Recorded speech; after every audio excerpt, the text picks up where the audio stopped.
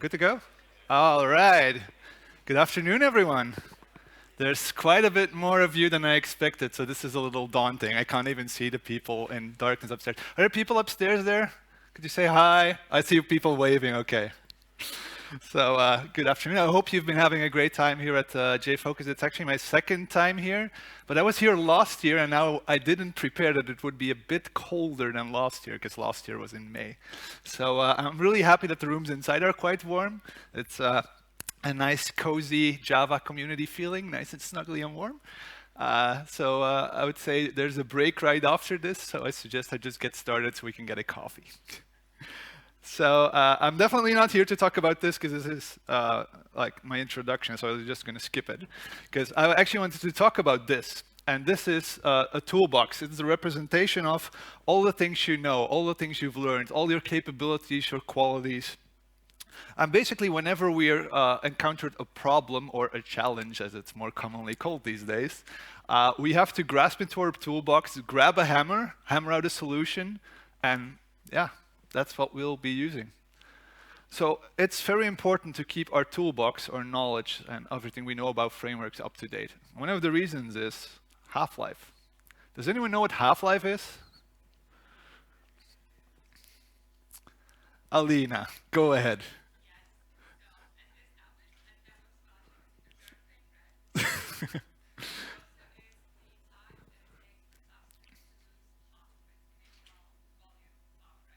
Yeah, exactly. Thank you. So I'll repeat because Alina is a bit in the corner. Doesn't have a microphone this time, so I'll repeat what she said. So a half-life is a quantity that's usually used in nuclear physics, and it means the time that's required for a quantity to reduce to half its initial value. So how long does it take to reduce to half of what you originally had? Now, the tricky part is, and that's why I mention it, is that there's actually a half-life on our relevant IT knowledge. Anyone want to guess how long the half-life would be of your relevant IT knowledge? JavaScript or regular is the question. Well, actually, at Devox Poland, and I'll call him out, was Piotr that works at Atomic Jar for the people who make the test containers. He said that's 2 weeks. That would be horrific because, yeah, that's a sprint basically, and I hope you don't lose half your knowledge during a sprint. But anyone else want to wager a guess? 6 months? Anyone else? A year? 2 years? 3 years? Well, some research has shown that it's actually 2 to 5 years. So every 2 to 5 years, half of your knowledge becomes pretty much irrelevant. I don't know how long formal education is in Sweden, but in Belgium it's 3 years. If your formal education is 3 years and every 2 to 5 years you lose a lot of your knowledge, then you're kind of in trouble. And I think this is also what we all feel. And you're doing a good job coming to Jfokus and learning more and keeping that toolbox up to date. But I do notice that quite some people struggle with this because we are supposed to do lifelong learning, but it's kind of tricky. So what I wanted to share with you in this session is a few tools, methodologies, and techniques on how to deal with this lifelong learning. And it's my promise to you, and you can call me out at the end of the session if I didn't, I promise you that by the end of this session, you'll be better prepared to do lifelong learning. Sounds good? Woohoo! Okay, at least, at least someone. Okay. Yeah, there we go. Good atmosphere, good atmosphere. So I'm going to go to 3 different subjects, finding the right things to learn about, applying, and then getting the most. And we're going to start with that first one, finding the right things to learn about. Sounds pretty pretentious, isn't it? I'm going to tell you what are the right things to learn about. It's not kind of mean, arrogant.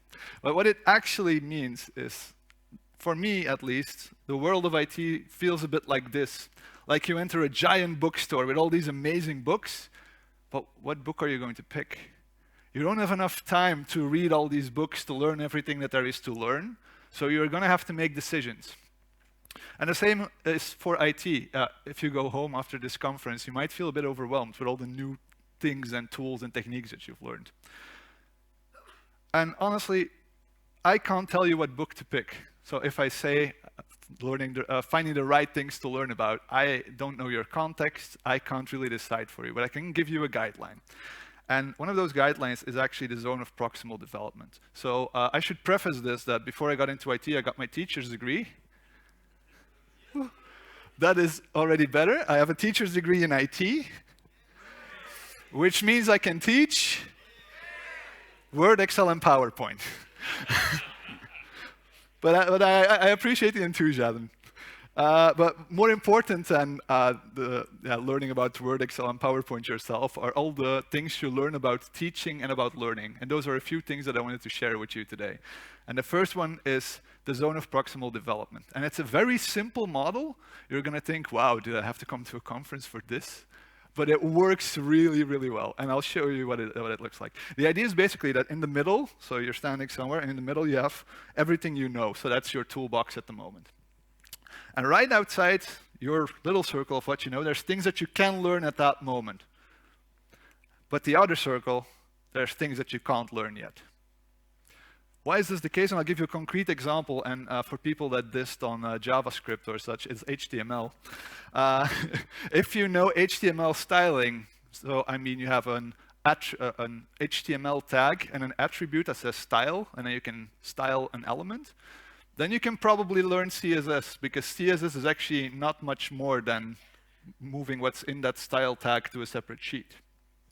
What you can't learn at that point in time is CSS animations, because if you want to learn CSS animations, you first need to know CSS.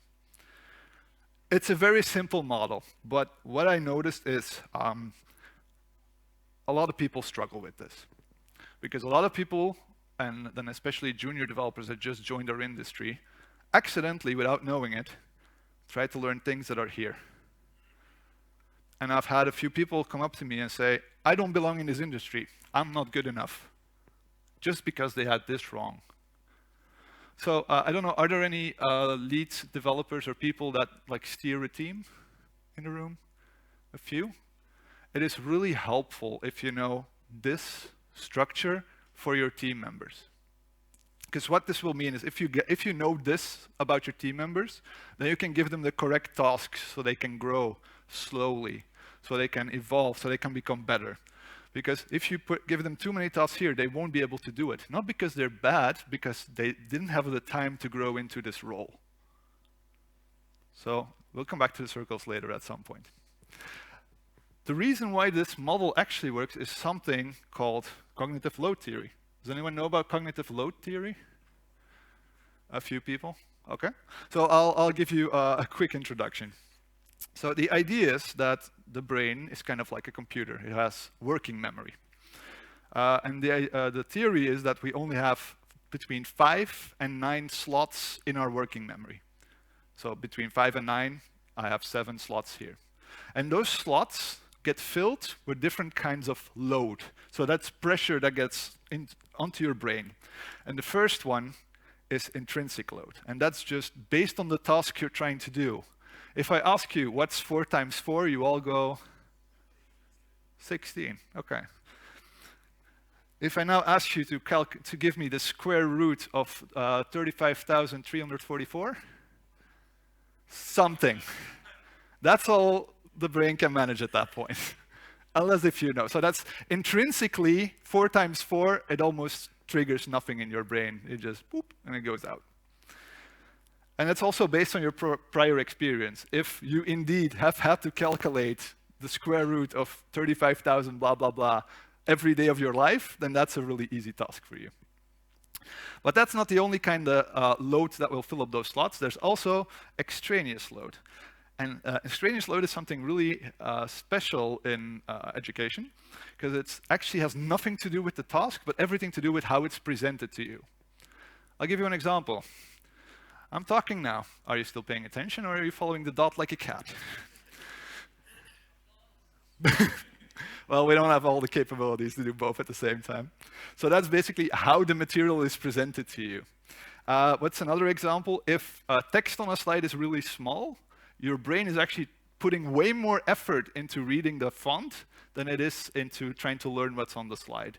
Same happens if, I hope none of the other speakers do this, but if you use a lot of animations in your presentation that add no value to the presentation as a whole, that's extraneous load as well. And whenever we get these load things, it just fills up your working memory. And if your working memory is full, then it's kind of game over. You can't really process anything more. You can actually sometimes feel it burn if it's a really complex thing. Maybe you've been working on a bug that's been haunting you for 2 days, then you feel this just fill up. But then we have a bit of a problem, because Java is more than 7 things. So then how do we do Java? Well, there's a little hack. It looks a bit modular. It's actually when you have things that are tightly connected to each other, then they don't take up as much working memory. And how do things get tightly connected? By learning about them and putting them in your long-term memory. So whenever you learn something, actually learning is nothing more than connecting new knowledge to existing knowledge. So you probably feel that today if you go to a session for Quarkus, for example, and you've done Spring Boot, then you can kind of feel like, oh, that's just that annotation, but then in Quarkus is the same as the annotation in Spring. So that's how you can connect these things kind of together. And the cool thing is, when you have things in your long-term memory, 1, they only take up 1 slot, so you can be way more efficient. And 2, no known limits. So you can put a lot of things in your long-term memory. So that raises a question, because the original question was, what are the right things to learn about? Is actually, we can translate that into, what are the right things to put in our long-term memory? Because that's what we're learning about.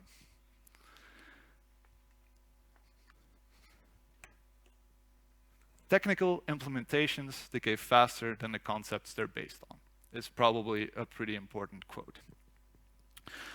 What does this mean? That, well, if you look at learning Spring Boot for Quarkus or one of the gazillion JavaScript front-end frameworks, actually they don't differ that much. You have, for example, for Spring Boot and Quarkus, you have an annotation that basically translates an HTTP call into some Java code. So that's the @REST controller and the @GET or @POST for Quarkus. Those concepts and annotation that transform something into an HTTP call into the Java code, that's a concept. And once you grasp these kind of concepts, you'll notice that actually quite a lot of things stay the same. And that's knowledge that you can transfer from whatever framework you're using to the next. To give you a bit deeper examples, it's actually these things. Object-oriented programming. If you know good OOP, then you can do it in Java, in C#. Yes, there are some differences, but in general, you're able to do these things. Functional programming, good TDD skills you can transfer to any programming language. Just the red-green refactor loop. Actually, one that I wanted to point out, because I often hear, oh yeah, I know design patterns, but I don't really use them. But actually, when you think about it, design patterns allow you to learn and communicate and grasp the code way faster. So imagine you have a class diagram of 17 different classes. That's already a lot to put in your working memory, especially if you've never seen these. But then someone comes to you and says, oh yeah, we used the decorator design pattern. If you know the decorator design pattern, instantly code more readable. So if you're going to learn anything, don't jump from the one framework to the next framework, but really look at what are the concepts behind these frameworks. Because those concepts stay long and you can hold on to them for years and years and years to come. Because we've been doing OOP since the 70s, I think. And a lot of those skills still transfer. Now, I know that this is not easy, because these concepts are sometimes difficult to grasp. And when I was talking about the circles, knowing the correct thing to learn next, to expand your circle, that's really not an easy task. And that's where mentoring comes in. Mentoring lead developers. That's why I asked lead developers, know this about your colleagues. We really need to help each other here, because people who are newer to our industry or that maybe transitioned from somewhere else, they might not see that they're actually doing things that are beyond them at that time. I believe everyone is capable to learn almost everything, but you need to take the correct steps. So we really need to help each other here. I believe mentoring is very powerful, but I'm not going to talk about mentoring because cross-promotion time. My friend Kelly is actually talking about the power of mentorship in another room. So if you want to learn more about mentorship and how it can help you as a team, then please go and see Kelly's session. That's awesome. But then you've learned a lot. You've learned a lot of new things, and then you're like, oh, cool, I learned all these cool frameworks. So much fun at Jfokus this year. But then you need to apply them, because if you don't know how to apply them correctly, you get this. Technically, it might work if you use enough force, but I wouldn't recommend it. So that's actually the second part I'm going to talk to you about. That's applying what you learn. And the reason why applying is so important is another one of these theories from my education degree. That's Bloom's taxonomy. By the way, are there any teachers in the room? One person. I applaud you, sir. Bloom's taxonomy is basically a theory on how teachers should structure their lessons. And actually, you have to start from the bottom. It's like remembering things. If you don't remember what the keyword class means, then good luck ever writing a Java class. Then you need to kind of understand it. Like, if I use this keyword, what does it do? And then I'm actually going to jump to the top three ones, because if you think about what do we get paid for as people in IT, it's for creating stuff. We create new solutions to problems. We have to evaluate and make critical decisions. And this is very important because I don't want any of you to go home and think, oh, I learned about event sourcing today. I'm going to use event sourcing in every project from now on. You need to be capable of evaluating if that's actually a good idea. And we also need to analyze. So we have to do these things for our job. That's what we're paid for. And right in the middle is applying. So we actually have no choice but to take some of the things that we learned and actively try to practice the things we've learned about. Especially at this conference, you're going to learn about a lot of things, but you've seen someone else do it. And it's not when you try to do something yourself that you notice, like, this doesn't feel right. When I was young and stubborn, I looked at Tony Hawk, and I thought, I could do that. I've seen him do a kickflip a million times. And I still feel my wrist when it gets cold, because I fell down and I broke it. So it's really important to apply in a safe environment. So the session is called Learning Through Tinkering. So actually, I have to give a definition about tinkering, because tinkering means different things. It's experimenting. It's just trying out different ideas and frameworks, and it's probably what you should be doing right after you leave this conference.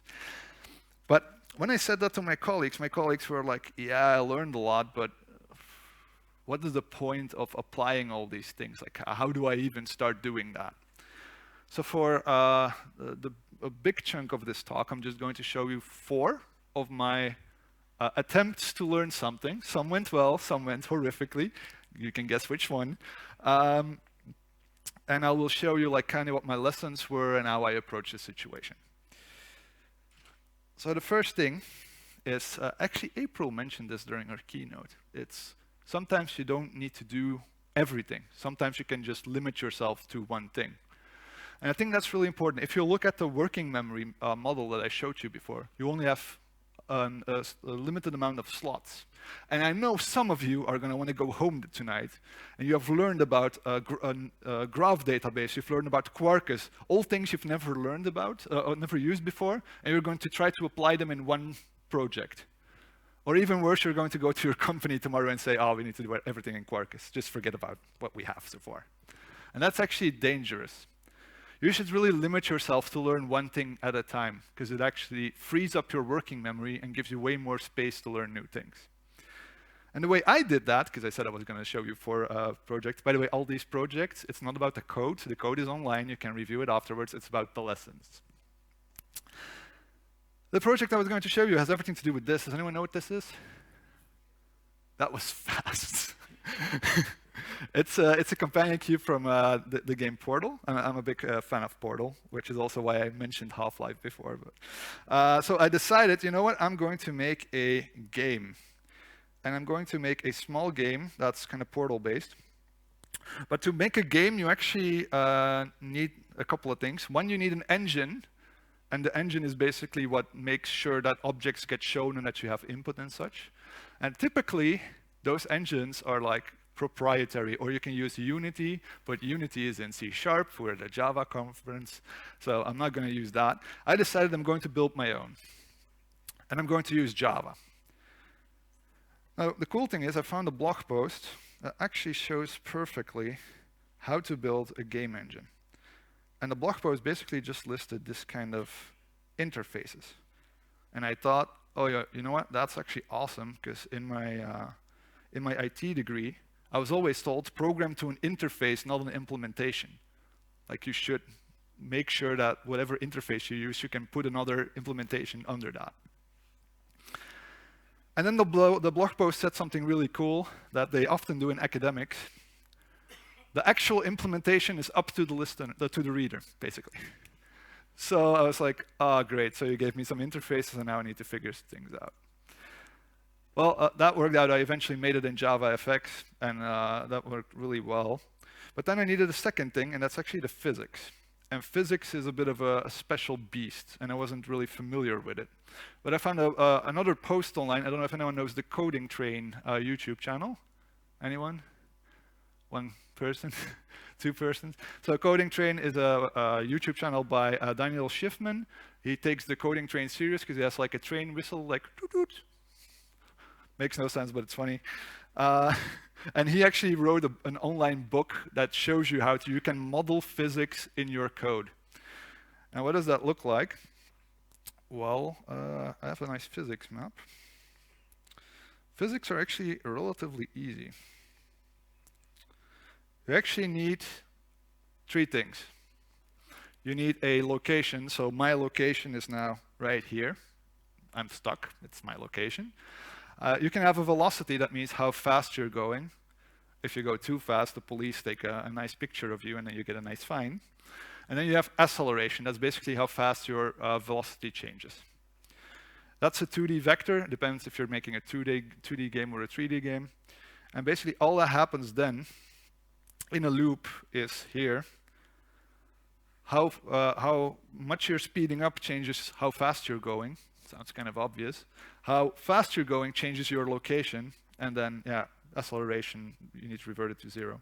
But then the question is, if these things influence each other, then how do we change acceleration? And I didn't zoom in enough, so you have a bit of a spoiler. But that's forces. Not the force, but any force. And what a force does is basically it just changes your acceleration. Now, if you do that, because when I first started building this game, I was messing with X and Y coordinates myself, and it didn't really work out the way I wanted to. But if you do that, then actually the game itself becomes really readable. So I have CC, which is short for companion cube, and I have a floor. If you see the code now, oh, you know, I should probably show you actually what it looks like. Because I built a game, but I think I may have oversold it a bit when I said it's a game.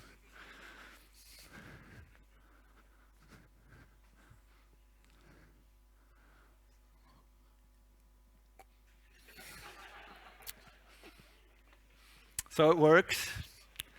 Glorious game. I can press space and it falls again, but you can really see that it's being pulled down by something. And that something is, of course, gravity. And if you look at what the code looks like, it's so clean. And I'm not saying it because I wrote it, but because it really feels clean. Because I have a companion cube, and if it collides with the floor, then velocity just stops. I don't have bouncing or anything.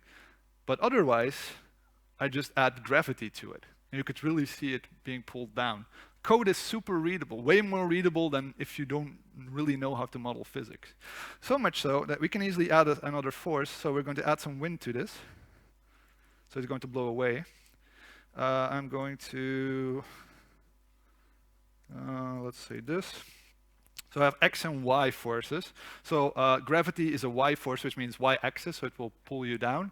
And wind is going to go just from side to side. So I have the wind. And all I need to do now here is cc dot apply force wind. Then we run it again. Ah, so exciting. Ah, there it goes.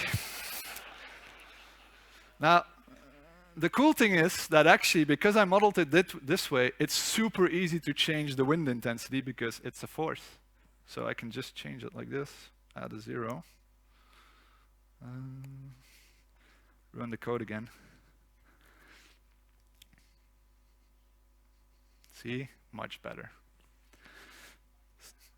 It actually went, woo this.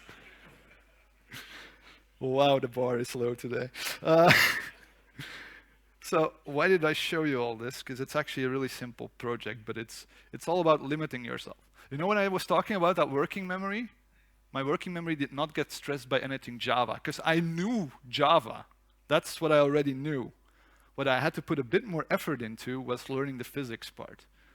But by limiting myself and saying, no, I want to do this only in Java and everything that I already know, it gave me way more mental space to actually learn all the physics stuff. And that's what I see a lot of people do, and I've said it before.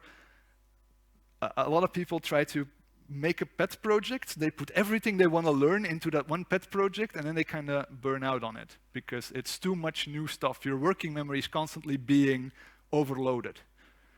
So limit yourself. It's fine to take smaller steps and learn that way. That was the first one. Second one, reflect. You know how we do sprints, and then at the end of the sprint you do a retrospective where you think about what could I have done better, well, what could the team have done better during the last sprint. But we never really do that for when we're learning something. I like to ask this question, who of you has a graveyard of GitHub pet projects? Did anyone ever go back and actually reflect on it, like why did you stop? Some people did. Why did you stop with your pet project, for example? Sorry, what? Ran out of energy. Okay. Okay. But that's a good indicator of what your career might evolve into. For example, one of the things that I tried to do was, I tried to do some machine learning and it didn't work out. I'll show you why.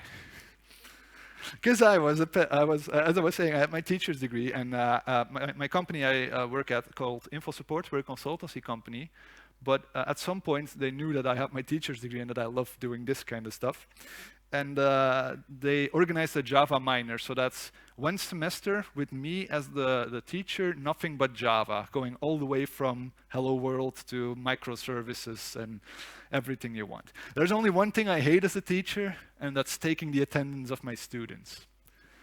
So, you know, they come in, sign a paper, or they have to raise their hands, are you here, yada, yada, yada. Takes too long. So, I had the glorious idea, I'm going to put a camera on the door. This is pre-GDPR. I'm safe. I'm safe.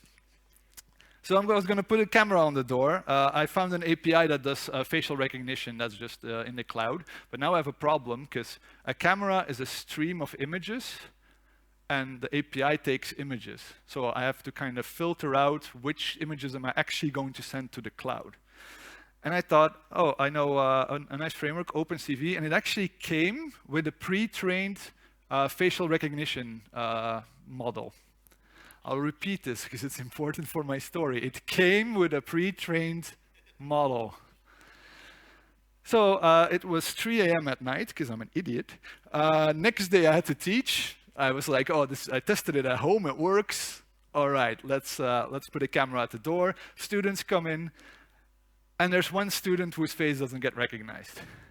And I thought, well, okay, your attendance is okay because I can see you're here. I'm not like an AI guru that says the AI doesn't recognize you, so you don't exist. But I actually love it when things go wrong during my class because it's, one, I can show that I'm still human in some way. And two, it's a good skill for my students to learn how to problem solve. So we were looking at it together, it wasn't working. And then in the end, we decided, you know what, we're going to cut out all the code. All we're going to try is the facial recognition part that OpenCV delivered. And I did that with this stock picture. And yeah.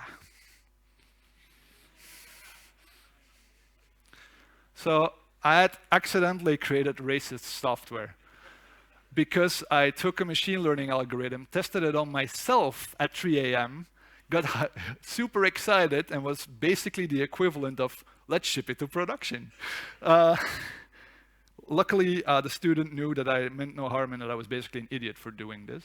But imagine what I learned that day. I learned one, if I ever have to do a machine learning project, my boss comes to me and says, hey, Tom, do you want to do it? I say no.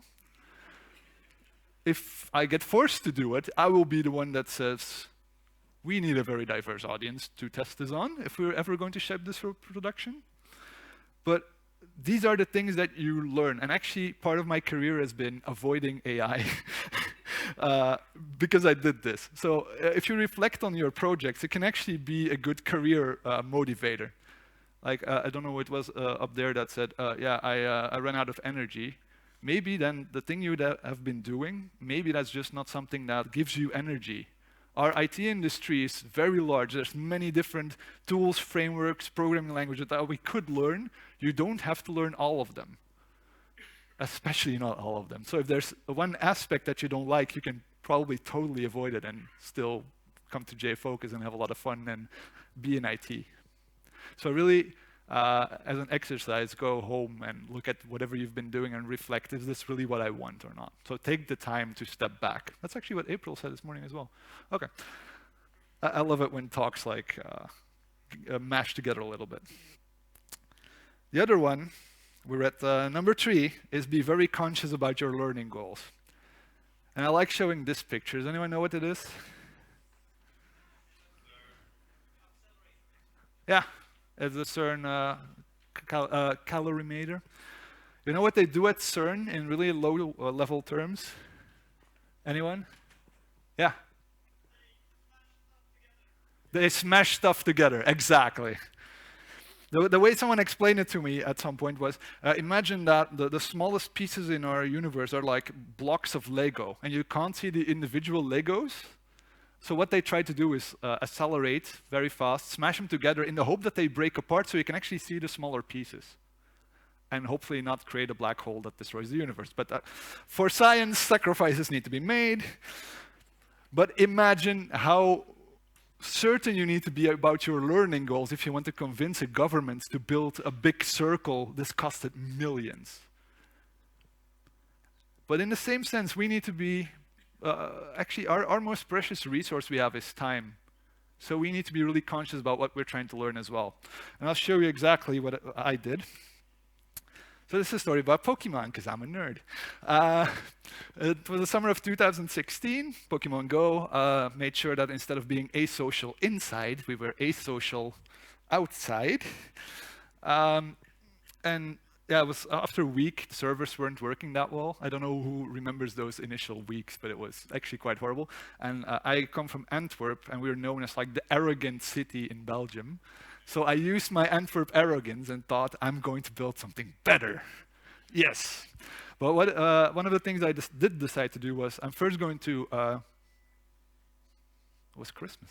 One of the things I did first decide to do was, you know what, I'm not going to learn everything from scratch. I'm going to look at how did Pokemon Go actually work itself before I try to build something. And I'm going to spend 30 minutes on checking out and seeing how they worked. And luckily, there were a lot of reverse engineers trying to figure out how that thing worked.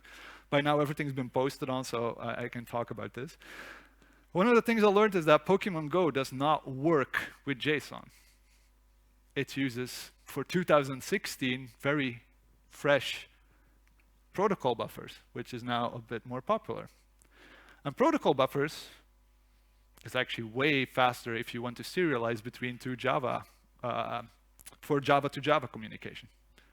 Quite interesting stuff. Other thing they do is they have a new way to map the world.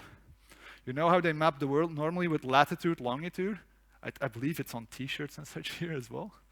But that doesn't work as well if you want to index something, because in a database, if you want to make an index, you usually need to index on one property, because latitude, longitude don't really make sense. So what they did is they found a way to take one line through every square centimeter of the Earth and encode it. And if you can draw a line through the entire Earth, you can put numbers on that line, and you can index it. Now, Tom, why are you showing these things? That's not what this talk was about now, was it? So what happened to me was, I said I was going to spend 30 minutes to investigate this. In reality, my wife found me at 6 a.m. in the morning, shaking behind my PC like, I need to know more. And she was like, sweetie, are you okay? I'm like, no. But actually, the feeling that I just gave you, I showed you two cool technologies, protocol buffers and the mapping tool S2, and I have resources for that. But you would be forgiven if you're angry at me a little bit, because I showed you two things and then I just glimpsed over it, and probably in your brain you're like, I want to learn more about that. Why isn't he showing me more about that? But that's actually what you need to do to yourselves. The feeling you have now, that's what you need to do to yourselves. Because I know, you go online, you start researching, you start learning, you see new things, and you think, oh, but that's also cool. Oh, but that's also cool. Oh yeah. Cat videos. Who would have guessed on YouTube? So we need to be, our time is really our most precious resource, so we need to be really conscious when we try to learn something. Then, sometimes it's okay to just do something you've done before. So I decided to make a new game. And this time, actually it looks very, very similar, but this time I did it in JavaScript. Remember? I'm trying to limit myself. I already knew how to do physics now, so I was going to try, can I do it in JavaScript as well? And let me just quickly show you the game. I had created a shortcut for this because I promised someone from the JetBrains team that I would, and then I forgot my shortcut. Great. Was it this one? No. No. That's the other one, to go full screen. If Marit van Dijk from the JetBrains team is watching this, I'm sorry.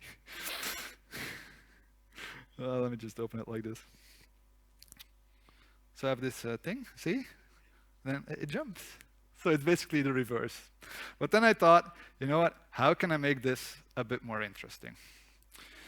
You know, oh, that's for, where are we at? Well, that's pretty good. Could be better. So, yeah, how can I make this more fun? You know how April said, or one of her quotes was, backend developers don't like fluffy things?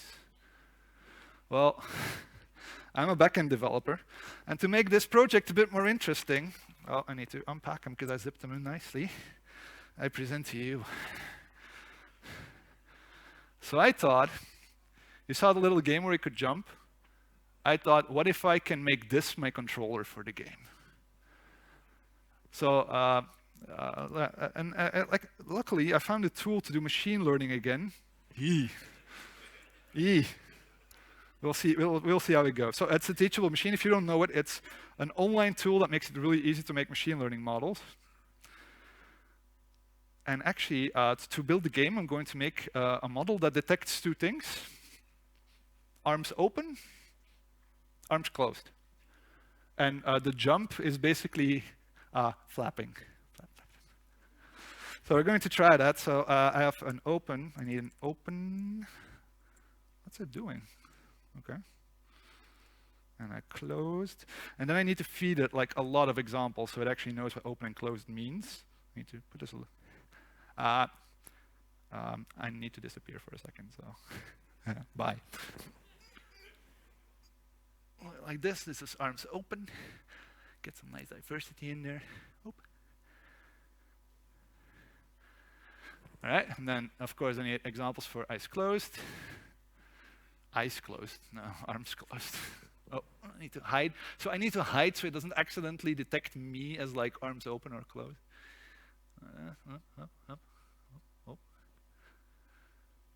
All right, that should be enough. Now I click that train model button. And then it's going to train a machine learning model for me. So normally training a machine learning model, as much as I hate machine learning, normally training a machine learning model takes weeks, months, days.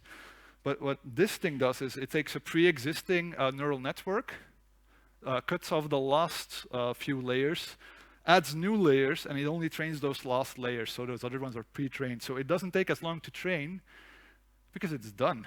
So let me just, it's open like this, close, open, close, open, close. Now, Now, I don't have enough time to show you it integrated in the game itself. What? No, no. Then I need to change something else. But anyway, I'm a really lazy developer, so you can just copy paste the JavaScript code and you can upload the model online. And if you do that correctly, I'll just show you the output video. That's when I use a different picture of this. So then it would look like this.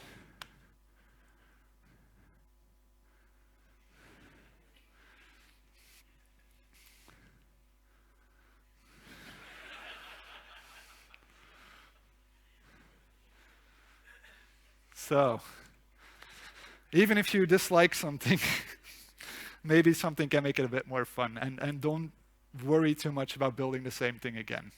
I had a lot of fun with this, even though it was JavaScript. So, no, I actually like JavaScript. I'm just messing with you. So we already discussed two things. We're going to the last thing, and then it's almost time for a break. So getting the most out of your new knowledge. You're going to learn a lot of things today, or if you already have learned a lot of things. So how do we really get the most out of our new knowledge? First thing is share what you've learned. I can guarantee you, I will be super excited if I don't get to come to Sweden next year, because someone of you is in this spot. Sharing what you learn really works in two ways. One, I get to reinforce what I know by explaining it to people. Make sure it gets into my long-term memory. And the receiving side gets to learn as well. Now, it doesn't have to be as big as go stand in front of a pretty huge audience in a creepy dark room. It could also be at the coffee machine. It could be as simple as that. It could be talking about something you learned right outside the doors. But that really helps you to enforce everything. Blog, make a video, for Christ's sake, even make a TikTok if that's what you're into. But by sharing what you've learned, it really works both ways. Do some good, because, and honestly, as developers, we have this amazing power. We can create stuff, and the stuff we can create can do amazing things. So when COVID first broke out in Belgium, there was this one problem. Well, one problem would have been easy. There were multiple problems. But one problem was that the elderly could no longer contact their grandchildren. Because, of course, we have Zoom and Teams, but that requires logging in, passwords, things that are just too complex for elderly populations sometimes. So what we did was we created bubblebox.be, which is basically a webinar tool that allows you to click a link and you're in the call. No security. For the people that are a bit scared about the no security part, I totally feel you. But at that point in time, it was the difference between the elderly seeing their grandchildren and not seeing their grandchildren. So security be damned at that point. And that's the kind of good stuff we can do. Actually, the background of this is Coding Coach. And Coding Coach is a website where you can offer some of your time to coach other people. So I'm a Java coach on Coding Coach, and I've managed to coach some people in Ghana and a bit all over the place. And just donating a little bit of time and helping other people out really makes the world a little bit better and makes you feel good. And the last thing is be yourself. Honestly, I had a lot of fun with airport security. Because I'm so dedicated to doing this talk with this plush animal, because that's just, I'm a silly guy. I love being myself. And really just be yourself, incorporate whatever silly hobby you have, just make it more fun and bring it together. It's all possible. And as long as you can be yourself and have a lot of fun, that will really help you grow as well. So to kind of conclude, toolbox. It's important. We have to keep it up to date. We need to keep learning all the time. Because whenever we see a problem, that's what we're going to go back to. In the end, who is responsible for keeping your knowledge up to date? Silence. It's not me. No, it's you. You yourself are responsible. What does responsible mean? It doesn't mean that you need to do it all on your own time. It means that if your company is not giving you time yet, then you should probably go talk to them and say, hey, my slide deck is online, just give it to them and say, I learned that it's very important to apply things, I need some time to do this actually. That's responsibility. It's not taking everything towards yourself, it's making people aware that you should have some time. I talked about this, so this is really, despite being the simplest model that I showed you, this is the one that I get the most feedback on that has the most value, because it's really what you know at a certain point of time, and actually the sweet spot is what you can learn, and then things you can't learn. Because what happens if you mess this up? Too much in the middle. After 50 Spring Boot apps, or Quarkus apps, or whatever, you'll get bored, and you might end up in kind of a bore-out. This is the sweet spot, like 1 foot in familiar territory, so you don't have too many new things to learn about, and the other foot right into new, exciting stuff. That's the sweet spot. And unfortunately, I've been in the other one, and having a burnout because you do too much of the new stuff is not good. So be careful with this, and really watch your junior developers on this one as well. So we discussed the 3 things: finding the right things, applying what you learned, getting the most out of new knowledge. So to conclude, if you do one thing today is go home and go do something with something that you've learned. Not everything all at once, but choose one thing that you think, oh, I want to dive a bit deeper into this. And talk to your colleagues, your friends, maybe people that weren't able to come today. Show them some things that you have learned. And I'll leave you with this. If hours and hours of watching Bob Ross paint doesn't make you a better software engineer, then hours and hours of Jfokus also won't make you a better engineer if you don't start applying and sharing what you've learned. That's the talk.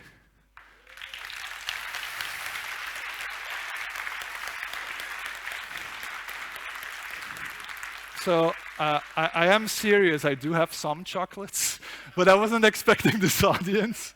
So come by, and as a final note,